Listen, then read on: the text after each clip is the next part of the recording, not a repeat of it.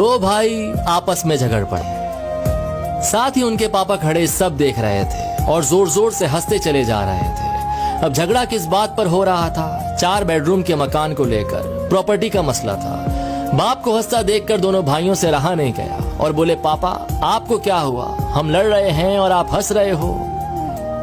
बाप ने कहा, बेटे तुम इस चक्कर में पड़े हो, मैं कल तुम्हें अनमोल खजाना दिखाऊंगा, कल चलो छुट्टी लेकर मेरे साथ। दोनों भाइयों ने छुट्टी ली और सुबह सुबह तीनों निकल पड़े। एक बस में चढ़े तो 2 ही सीट खाली थी। अब जाने वाले 3 थे, 10 घंटे का रास्ता था।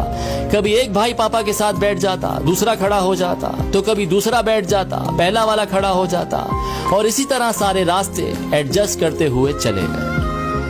गांव पहुंचे तो पापा उन्हें एक पुरानी हवेली पर ले गए। देखा तो हवेली खंडर हो चुकी थी। कबूतरों ने घोंसले बना लिए थे, झाड़ियां उगाई थी। ये देखकर पापा इमोशनल हो गए, रोते चले जा रहे थे और उनसे कहते चले जा रहे थे कि देख रहे हो हवेली, इस हवेली में तुम्हारा बचपन बीता है। इस हवेली के लिए मैंने अपने बड़े भाई से लड़ाई लड़ी, एक दूसरे को मरने मारने पर उतर आए थे, जैसे कल तुम लड़ रहे थे।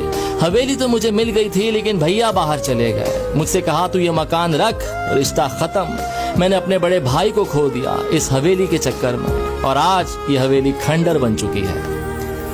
तुम दोनों इसी तरह लड़ते रहे तो मकान तो खंडर हो जाएगा, लेकिन रिश्ते हमेशा के लिए खत्म हो जाएंगे।